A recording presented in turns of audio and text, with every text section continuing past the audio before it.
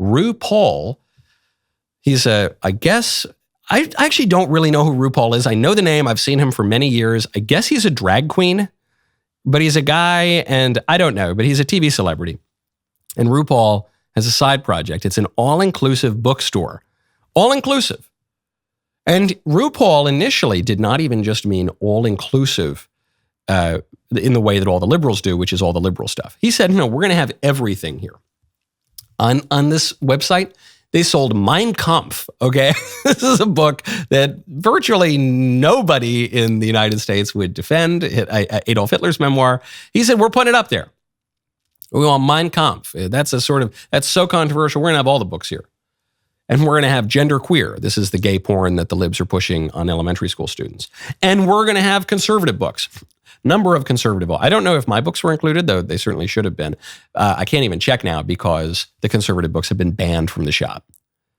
Unclear if Hitler's book is still there, but the American conservative books have been banned. So they open up, they say, we're a marketplace for all books and all stories with a focus on elevating marginalized voices. You may find books you disagree with. All Store has made the decision to carry all books. Censorship of any book, perspective, or story is incompatible with the survival of democracy. Banning books is never the answer. I'm just reading from the website. What used to be written on the website before they deleted all this stuff, before they deleted all the conservative books. We cannot fight the ideologies of hate if we lack the ability to study, understand, and react to them. We do that by reading books. Oops, JK, never mind, delete. They deleted. Because they got a lot of pushback from their audience, which is fair enough. As you might not be surprised to hear, I'm on the side of the bookstore here. If I open a bookshop, I don't want to carry Mein Kampf. Unless I'm opening some, very niche, historical kind of bookshop. I don't really see the need to do that. I guess if I were a huge bookseller, Barnes & Noble, then I would maybe sell a much wider array of books of historical import and the rest. But if I were a little curated side project bookstore here, I probably wouldn't. Certainly not going to carry gender queer. Certainly not going to carry this gay porn that they're trying to push on 10-year-olds. Why would I do that? What's the point of that? The conservatives here are going to point to these liberals and say, aha, see, you're not really for all voices. You support book bans. You might support book burning. By the way, don't forget, book burning is just a more evocative, visible expression of book banning. They signify the exact same thing. So one seems more provocative, one seems more in your face, but it's the exact same thing. When the liberals are censoring some conservative tweets or whatever, when the conservatives are kicking perfectly ordinary books out of their bookshops, they are doing effectively the exact same thing as any rally burning books would do. But then again, wise thinkers for all of history on all different parts of the political spectrum have defended book bans and even book burning. You're not really allowed to say it these days, but the libs are doing it. The libs are doing it all the time. And conservatives probably ought to get hip to the jive too, because what the libs are saying here is, look, we have an audience, and our audience doesn't want this stuff. Our audience wants to live according to certain norms and standards, and they think that certain views are just beyond the pale and actually would undermine the kind of community and the standards that we have cultivated here, and they don't want to have to deal with it. I think that's perfectly normal. That's how all people always have been, and conservatives ought to adopt that view too. RuPaul, in principle, he's right. In practice, all these books are wrong, and he needs to swap them out for the books that he banned, like, all the American conservative authors. But in principle, he's right. Right now, go to hallow.com/Knowles. We are in the midst of Lent, the 40 days leading up to Easter. Many Christians are choosing to give up booze, social media, and other distractions to focus more on prayer, fasting, and giving. Hallow's annual Pray 40 Challenge is one of their most popular. Last year, over 1 million people joined. This year's Pray 40 Challenge focuses on surrender and includes meditations on the powerful book, He Leadeth Me. This is a story about a priest who became a prisoner and slave in the Soviet Union during the Cold War. His story is one of ultimate surrender, and we are called to offer up our worries, anxieties, problems, and lives to God. There will also be Lenten music, Lent-specific Bible stories, and other Lenten prayers, such as The 7 Last Words of Christ with Jim Caviezel.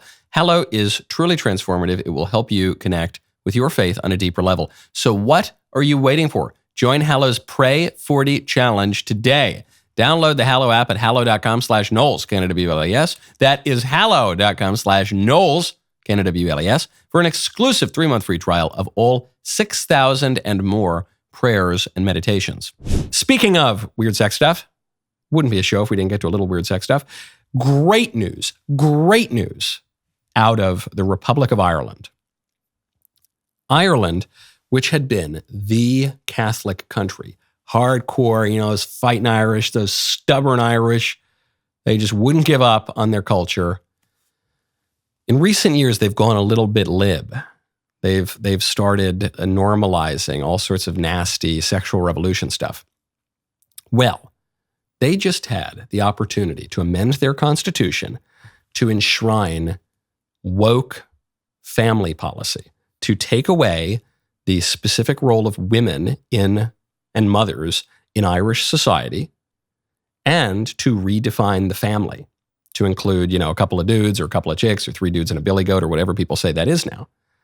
And despite this negative trend for 10 years in Ireland, voters overwhelmingly rejected the woke family referendum.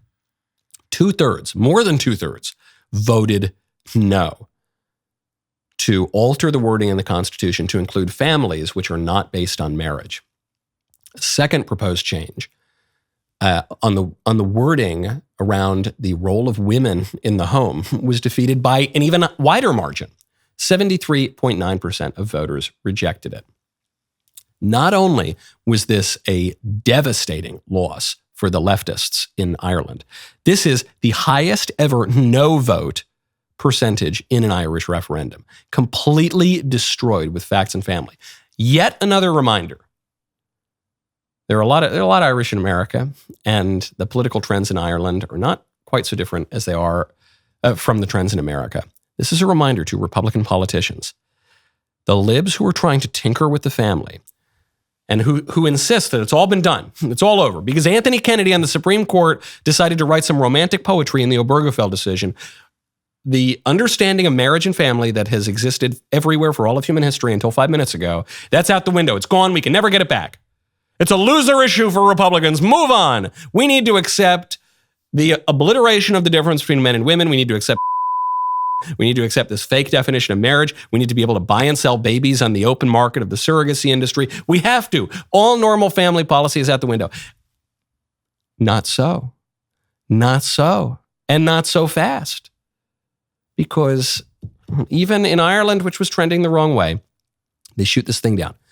Pro-family, pro-tradition, pro-life, don't sell babies on the open market like they're commodities of the surrogacy industry, pro-norms in the behavior between men and women, pro-men and women are different, pro-normal is a winning political issue for conservatives. The issues that the libs try to convince us are huge losers are immigration, guns, self-defense, and family and the right to life. They say those are huge losers.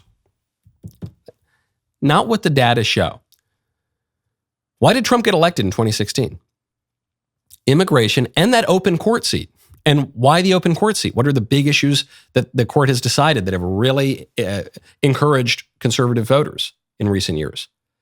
Guns and pro-life. That's it. That's what it was about. That's what the election of Donald Trump was about. And now the squishes and the libs are trying to convince us it's all the opposite. And we need to embrace some ridiculous abolition of the family and the abolition of our borders and the abolition of the right to life. Nonsense. Nonsense. Head into the storm. The libs are trying to create a storm around those issues because those are winning issues for us. The pendulum seems to be swinging in our direction. Now, I know conservatives are very good at stealing defeat from the jaws of victory. Do not do it. Resist that urge. That was a really good clip. Smart, incisive, downright sexy, if you ask me. If you want more of them, you have to ring that bell. Subscribe to the Michael Knowles YouTube channel. We'll see you next time.